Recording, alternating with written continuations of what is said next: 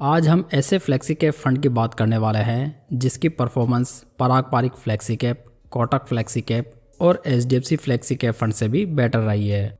और ऐसा भी नहीं है कि मैं कोई छोटे मोटे पीरियड की बात कर रहा हूँ।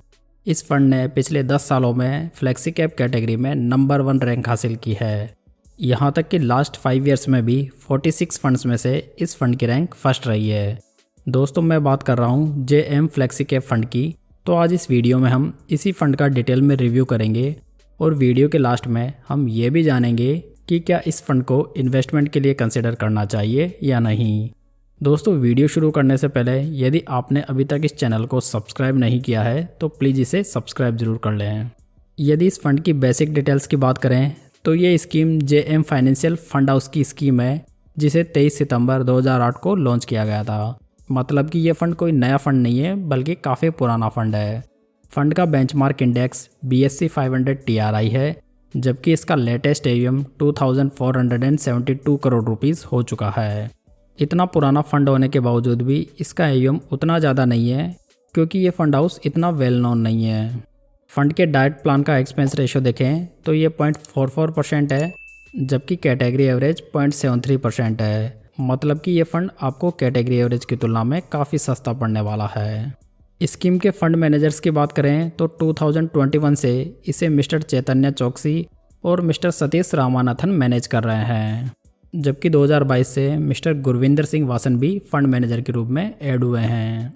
अगर रिटर्न्स की बात करें तो यदि इस फंड में 5,000 रुपये की मंथली SIP 10 साल पहले स्टार्ट की गई होती तो आज इन्वेस्टमेंट 6 लाख रुपये का होता, जिसकी करंट वैल्यू 21.25 लाख रुपीज़ होती। जबकि सेम SIP में आप यहां पर कैटेगरी एवरेज के रिटर्न्स 15.74 लाख रुपीज़ देख सकते हैं। यदि SIP की जगह 1 लाख रुपए का लमसम 10 साल पहले इस फंड में किया गया होता तो उसकी करंट वैल्यू 6.31 लाख रुपीज़ होती, जो कि कैटेगरी एवरेज से काफ़ी ज़्यादा है। चलिए आगे बढ़ते हैं और इस फंड के रोलिंग रिटर्न्स को देख लेते हैं। लास्ट 10 ईयर्स में जेएम फ्लेक्सी के फंड के रिटर्न 20.18% के रहे हैं, बेंचमार्क के 15.22%, जबकि कैटेगरी एवरेज रिटर्न्स 15.79% रहे हैं। लास्ट 10 ईयर्स में फंड की रैंक 31 फंड्स में से फर्स्ट रही है।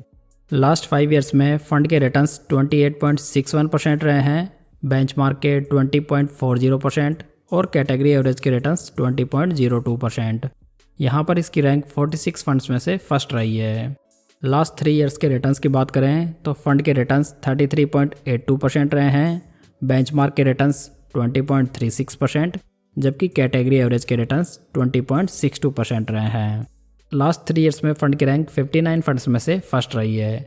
यदि लेटेस्ट 1 ईयर के रिटर्न्स की बात करें तो यहाँ पर फंड ने 71.03% के रिटर्न्स बनाए हैं, बेंचमार्क ने 39.53%, जबकि कैटेगरी एवरेज के रिटर्न्स 41.83% रहे हैं। दोस्तों, यहाँ पर लगभग सभी टाइम होराइजन में आपको जेएम फ्लेक्सी के फंड बेंचमार्क और कैटेगरी एवरेज के रिटर्न्स को आउट परफॉर्म करता हुआ दिखाई दे जाएगा। दोस्तों, मैं यहाँ पर एक इम्पोर्टेंट बात क्लियर कर देना चाहूँगा कि यहाँ पर क्वांट फ्लेक्सी के फंड को रैंकिंग में कंसिडर नहीं किया गया है क्योंकि ये फंड 2022 तक क्वांट कंजप्शन फंड के नाम से जाना जाता था, जो कि एक थीमेटिक फंड था। फंड के रिस्क रेशियोज़ की बात करें तो इसका अल्फ़ा 11.10% है, जबकि कैटेगरी एवरेज का ओनली 1.65%। यहाँ पर इसकी रैंक 60 फंड्स में से थर्ड रही है। अल्फ़ा रेशियो जो होता है वो बेंचमार्क से अधिक बनाए गए रिटर्न्स को इंडिकेट करता है। फंड का बीटा देखें तो ये 0.94 है, जबकि कैटेगरी एवरेज का 0.90।